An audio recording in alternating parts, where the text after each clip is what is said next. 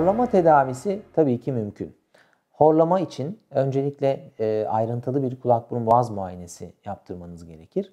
Burunda herhangi bir nefese engel olan bir sorun var mı? Yumuşak damakta sarkma var mı? Dil kökünde büyüme var mı? Bunlar tespit edilir. Daha sonra bunların çözümü için çeşitli hava yolunu açan aparatlar kullanılabilir ya da bunun cerrahi çözümleri vardır, ameliyatları vardır. Bu ameliyatları olup horlama sorunundan kurtulabilirsiniz.